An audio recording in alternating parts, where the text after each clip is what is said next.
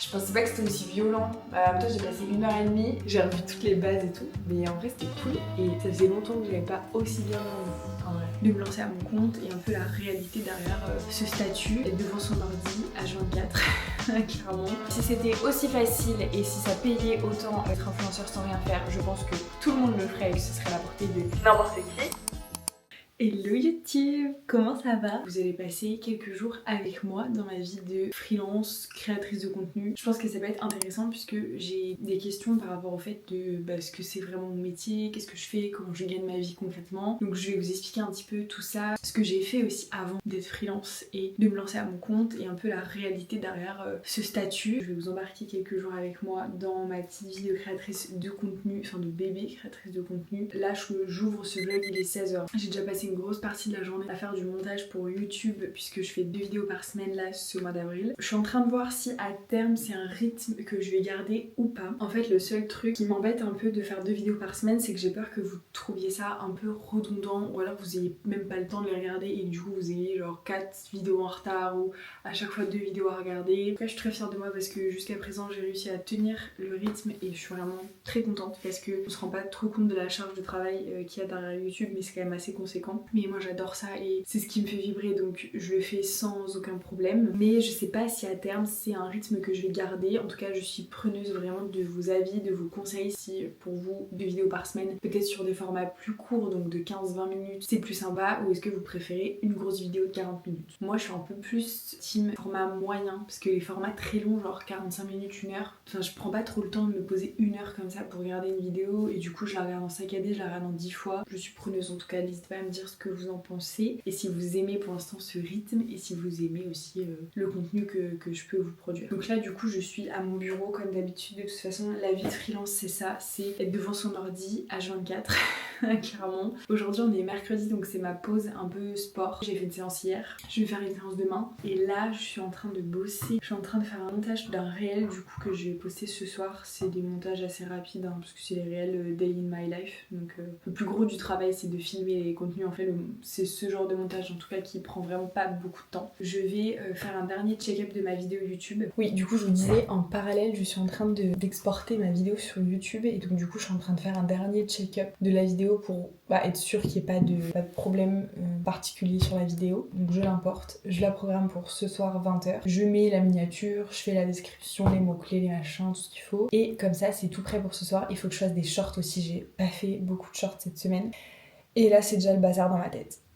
Voilà ma vie de freelance. Donc c'est pour ça que mon Google Agenda est mon meilleur ami et que, de toute façon vous l'avez vu dans la vidéo que je vais poster, et vous avez donc la vidéo de mercredi pour vous. Voilà à quoi ressemble mon Google Agenda et donc là il faut vraiment que je me rajoute dans l'ordre ce qu'il faut que je fasse sinon ça va être le bazar. Et donc voilà en gros à quoi va ressembler mon programme de cette fin de journée. Oui aussi, un truc important qui va peut-être se passer ce soir, pour vous remettre un peu dans le contexte, mon copain est maître nageur et il fait plein de trucs différents, mais bref. Et ça fait depuis qu'on est ensemble qu'il me dit il faut que tu viennes à la piscine, tu fasses une séance, que je t'apprenne vraiment à nager. Et moi il faut savoir que je déteste l'eau, c'est pas mon élément. Puis alors m'imaginer à la piscine, comment vous dire, avec mon maillot de bain une pièce et un bonnet en latex là sur la tronche, j'ai vraiment beaucoup beaucoup de mal. Je sais que ça lui ferait énormément plaisir que j'y aille, donc je vais peut-être faire un effort ce soir, sachant que j'ai une copine qui est nageuse. Et du coup forcément les deux sont copains, ils sont en train de se monter le crâne pour que j'aille à la piscine ce soir. Mais après je me dis, ça fait des années que mon médecin me dit qu'il faut que je fasse de la natation parce que j'ai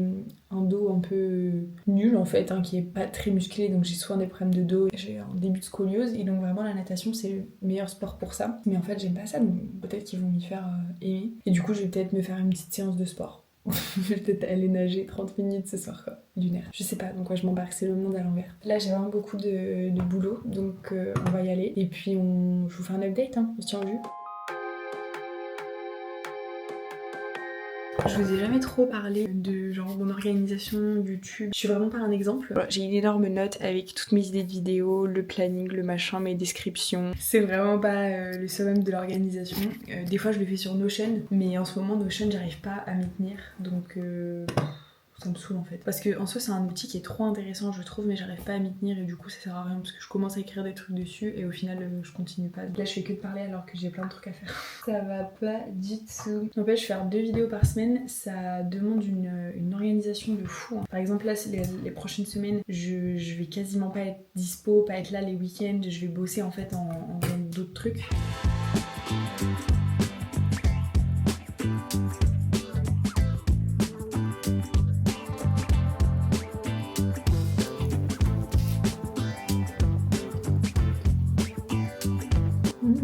C'est genre du chocolat au lait, un peu crunchy. C'est trop bon mes amours. Voilà. L'exemple typique de stéréotype qu'on a sur les influenceurs. Les influx de Dubaï qui font de la télé-réalité. Mais non, notre métier, ce n'est pas ça. Nous n'avons pas les mêmes métiers, nous n'avons pas les mêmes valeurs. Vraiment pas. Le maillot, le moins visible que t'as. Parce qu'en fait, je serais en mode, si je peux me cacher dans un trou de souris, je le ferais. Donc surtout pas un truc coloré. Une demi-heure pour mettre ma vidéo, non mais... Bon, on a la fibre ou pas? Hop, ok. Ma vidéo est en train d'être programmée.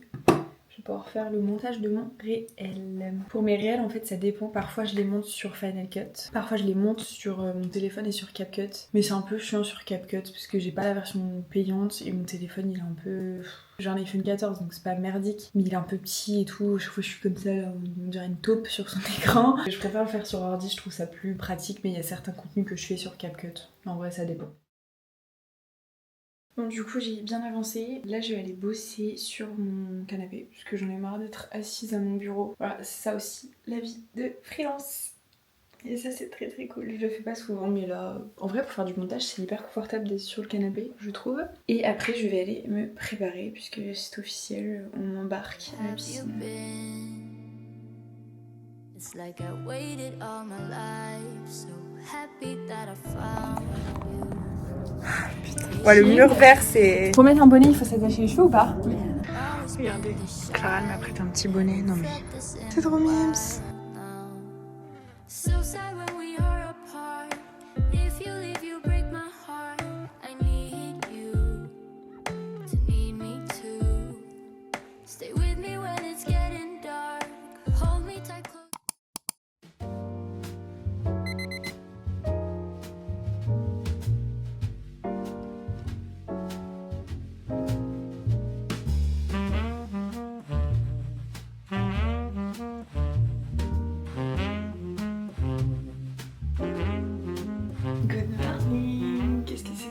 Là. Bienvenue dans cette nouvelle journée dans ma vie de freelance et créatrice de contenu. Déjà ça commence pas comme d'habitude puisque normalement je me réveille à 7h30 et là on s'est couché un peu plus tard hier. Du coup j'ai trop galéré à me lever à 7h30 donc je me suis levée à 8h30. Vous avez vu des plans je pense hier. J'ai fait de la natation pour la première fois de ma vie donc je suis vraiment partie de zéro. J'ai revu toutes les bases et tout mais en vrai c'était cool et ça faisait longtemps que j'avais pas aussi bien dormi en vrai. Et merci le meilleur chéri / maître nageur du monde. Non vraiment c'était trop bien. J'avais un super coach, même des super coachs, plus des super cadreurs parce qu'ils m'ont filmé aussi donc c'était très drôle. Je vous mets les images même si je me suis sentie un peu ridicule parce que bah forcément je débute donc et c'est très cool vraiment, ça m'a fait grave du bien, j'ai bien dormi. Par contre là j'ai mal au genou de fou. Je les sentais hier en nageant, je pense que c'est au niveau de l'articulation ou du ligament, je sais pas trop. Donc du coup je devais faire une séance fesses aujourd'hui à la salle, on va pas y aller parce que ça sollicite beaucoup les genoux. T'es content? T'avais la flemme d'aller à la salle parce que tu voulais nager ce soir. Coucou les copains, moi je m'appelle Titi, je fais la natation. Donc là du coup, programme ça va être que je prenne mon petit déj et on va regarder la vidéo de Enoa qui a fait le tour du Mont Blanc. Et bah, je vous l'ai dit dans une ou deux vidéos je crois qu'on l'a fait il y a 1 an et demi. Et ensuite je vais me poser sur l'ordi pour bosser et puis voilà ça va être une bonne journée, il fait beau. Il va falloir que j'essaye de sortir pour prendre l'air et me balader parce que j'ai pas envie d'être enfermée toute la journée s'il fait super beau. Non mais c'est pas en courbature. Je sais, c'est parce que t'as fait de la brasse. Bah ça fait mal la brasse.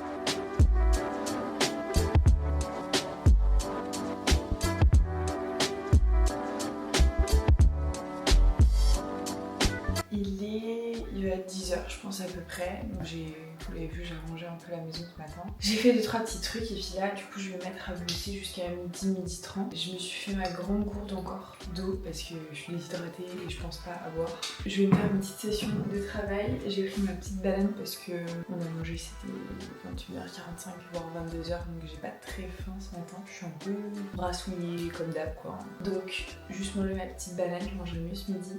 Je lui ai dit que je regardais la vidéo d'Enoa sur son PMB et elle m'a repost dans sa story.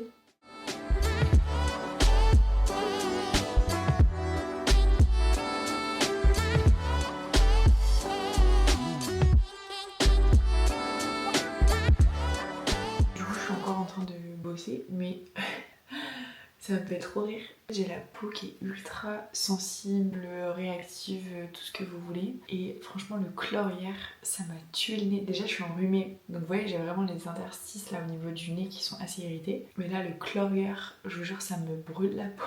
Ça me fait trop rire. Genre vraiment, ça se voit que je suis pas habituée quoi. Je pensais pas que c'était aussi violent. En même temps, j'ai passé 1h30, le pif dans l'eau. Donc... c'est logique. J'ai posté du coup sur TikTok et en fait ce qui est... Enfin c'est pas que c'est chiant mais par rapport à l'algorithme pour la plateforme et tout, c'est bien quand vous postez un TikTok ou même que vous postez un... Bref, n'importe quel contenu sur les réseaux, de rester un peu sur la plateforme et de faire de la modération, c'est-à-dire répondre aux commentaires directs si vous en avez, rester sur l'appli pour regarder les contenus, mettre des commentaires sur d'autres contenus, etc. Parce qu'en fait, si vous postez votre contenu et que direct vous enlevez un peu l'appli, l'algorithme aime pas trop parce qu'il est là en mode ok, elle poste son truc, mais en fait elle consomme pas du tout, elle s'en fout quoi. Donc il vous mettra pas trop en avant. Donc c'est important de faire ça, mais du coup, on s'y perd assez vite. Donc là j'ai posté mon TikTok et en fait je suis restée bien 15-20 minutes au final sur TikTok à scroller, donc c'est un peu chiant mais bon. Là je suis en train de travailler sur l'épisode 2 parce que du coup je suis en train de faire une série de réels pour Insta et donc pour TikTok aussi. C'est des réels qui sont un peu travaillés, qui demandent forcément de faire des scripts en amont. Bon, je viens de filmer un petit réel et comme d'hab, je parle trop, puisque là mon objectif ça va être de transformer un réel de 6 minutes en 1 minute, 1 minute 30 max. Ça va être sportif. Il est 11h30, je suis vraiment dans le starting block là, je suis trop motivée. Je filme mes réels avec ma DJI, donc ce que je fais c'est que je prends ma carte SD, je la mets sur mon ordi, comme ça je me fais tout un dossier et comme ça tout est bien organisé, rangé sur mon ordi. Je vais commencer le montage de ce réel du coup cet après-midi, vraiment en mode postiche sur mon canapé. Faut que je regarde mon Google Agenda. Voir ce que j'avais prévu. Pendant une petite heure, je pense, avant d'aller manger, une petite demi-heure, une petite heure, je vais faire du montage pour ma vidéo. Voilà, parce que c'est important aussi. Je suis arrivée à la bloquer, j'ouvre la fenêtre. Mission réussie! J'étais en plein sauvetage d'araignée. Elle était toute petite, rikiki. J'arrivais pas à la choper pour la sortir.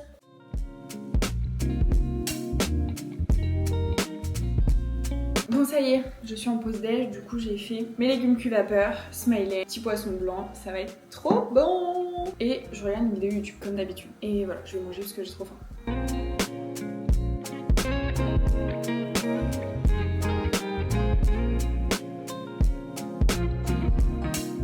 J'en profite, j'ai fait mon petit café latte et on va en profiter du coup pour discuter, aborder un petit sujet dont je voulais parler depuis un moment mais que j'ai jamais trouvé le temps ni l'occasion d'en parler. Là j'ai testé le café à la vanille de chez Nespresso parce que la dernière fois j'avais pris un café vanille mais c'était dans la gamme Starbucks.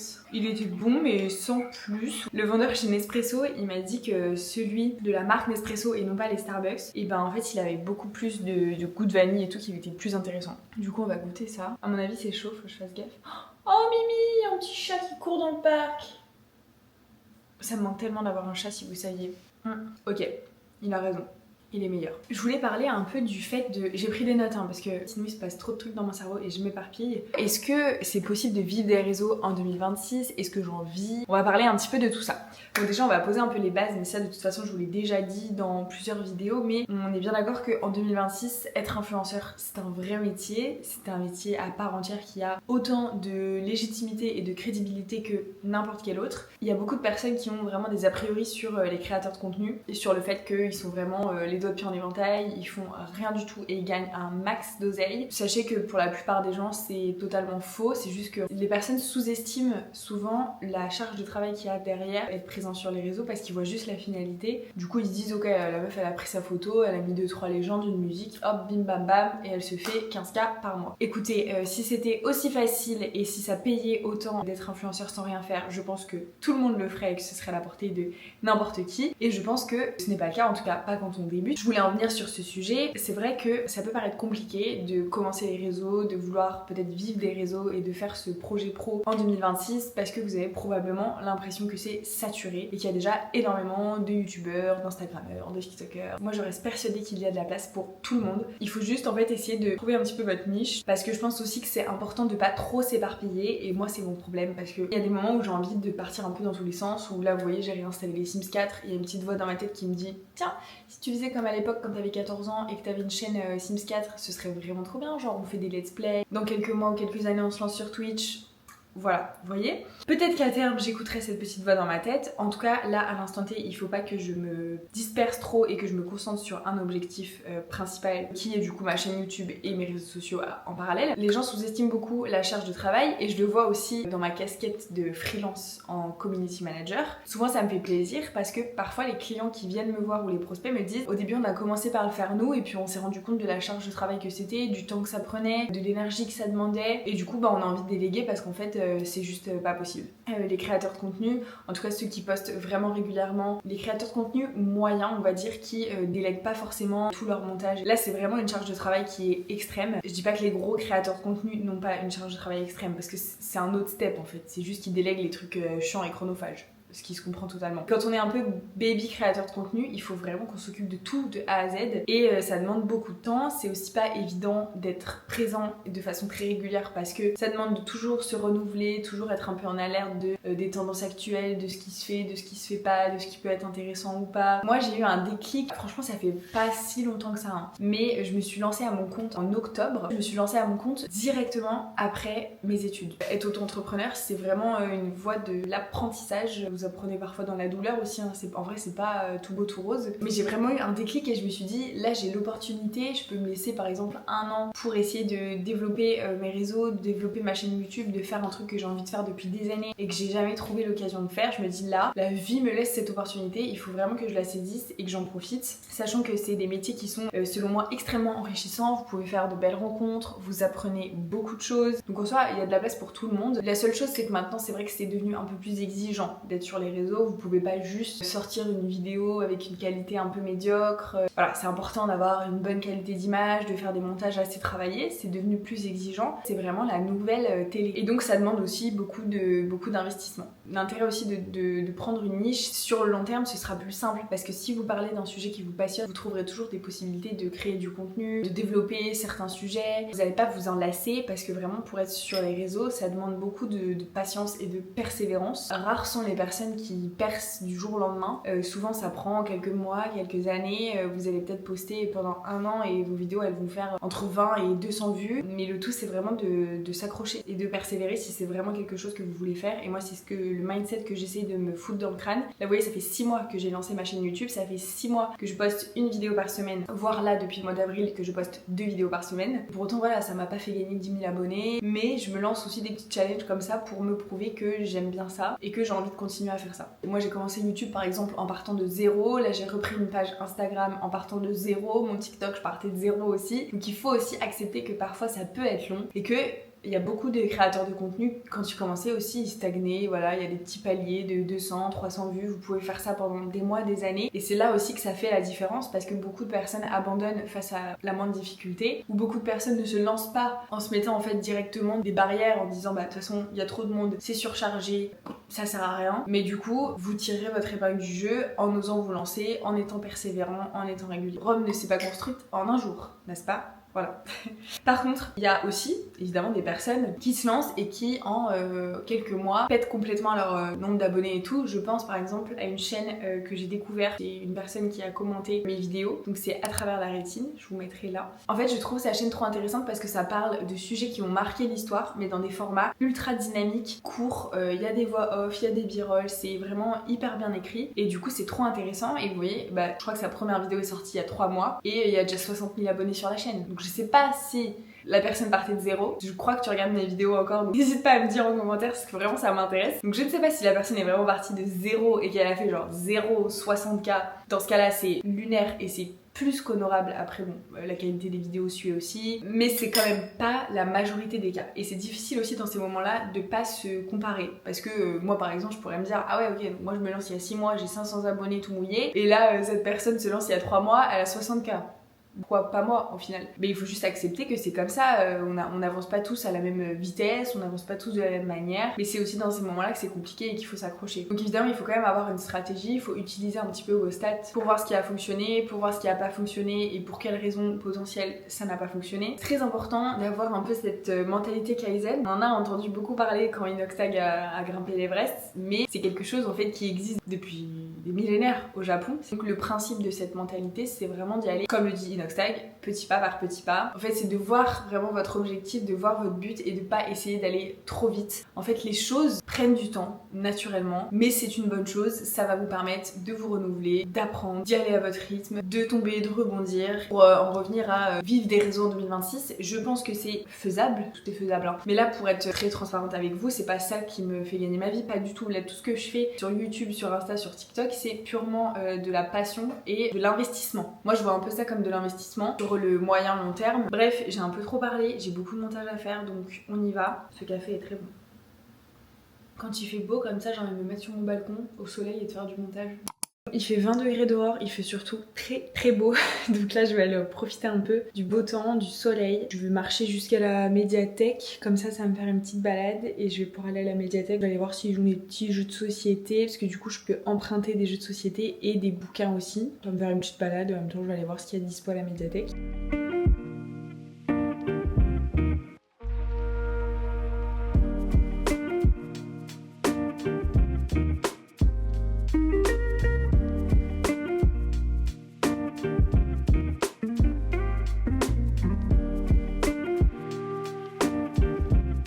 Bon du coup je ne vous ai pas fait d'update, mais j'ai bien fait ma petite balade. J'ai dû faire à peu près 2000 pas je pense. Du coup je suis passée à la médiathèque, donc j'ai emprunté 2 livres, Traverser les montagnes et venir naître ici de Marie Pavlenko. Je connais pas du tout ni l'autrice ni le livre en fait, hein, j'ai jamais entendu parler. Donc ça va être vraiment une découverte, trop hâte. C'est écrit assez gros et il fait environ 300 pages, j'espère que je vais lire vite. Et ensuite, j'ai emprunté La Société très secrète des sorcières extraordinaires de Sanju Mandana. Le livre aussi est trop beau. Et ça j'en avais déjà entendu parler, c'est un petit peu plus du young adulte je pense, c'est de l'imaginaire. J'adore, et celui-ci c'est plus un roman style contemporain, ça m'a fait penser un peu la 4ème de couverture à Maud Ankawa. Je pense qu'il y a un petit peu de dev perso et tout, un petit mélange de Maud Ankawa et de Melissa Lacosta. Je vous en dirai des nouvelles de toute façon, j'ai 3 semaines pour les lire puisque dans ma médiathèque c'est le délai pour lequel vous pouvez emprunter des livres. J'espère en tout cas que vous avez passé un bon moment devant cette vidéo, n'hésitez pas à vous abonner pour soutenir la chaîne, vous êtes de plus en plus nombreux à me soutenir, à commenter mes vidéos, c'est vraiment très important pour moi et ça me fait extrêmement plaisir. Donc j'espère que vous avez passé un bon moment et je vous dis à bientôt pour une prochaine vidéo. Bye!